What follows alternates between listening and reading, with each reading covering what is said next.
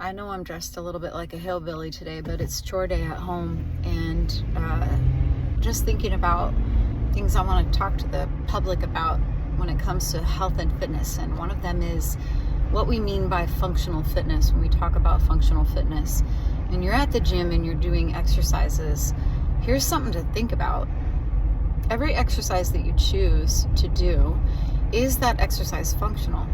What do we mean by that? Number one, is that movement pattern something you would do in real life? And number two, does that exercise work around the joints of your body in a functional way?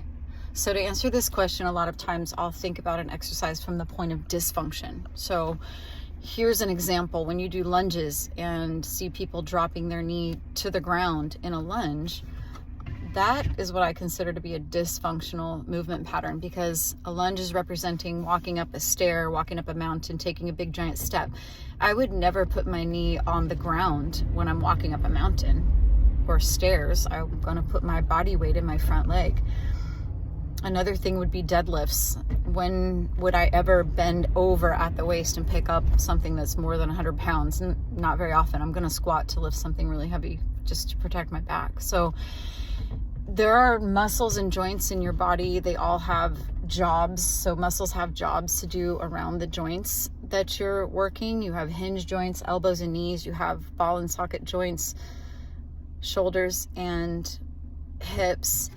And the muscles around those joints have specific jobs. And if you're doing, let's say you're doing a tricep extension and you're making a triangle in your triceps, like you see at the cable machine, that is what I would call dysfunctional, because your elbow is a hinge joint. And if you're making a triangle, you're putting a torque in the elbow. So just something to think about. You might have to do some research and see what exercises you're choosing to do, whether it's functional. Chest press, that's a functional pattern, because chest press is like a push-up. Not chest press when you dump the weights on your chest, but when you bring them down and stop in about 90 degrees, that's more functional, because that's what you would do if you were doing a push-up. You would lower your body down and your arms would be maybe just a little bit smaller than a 90-degree angle. Anyways, check out my videos for more information on how to do things in ways that don't harm your body, that optimize the use of the muscles, that protect your joints and strengthen you without ripping things apart.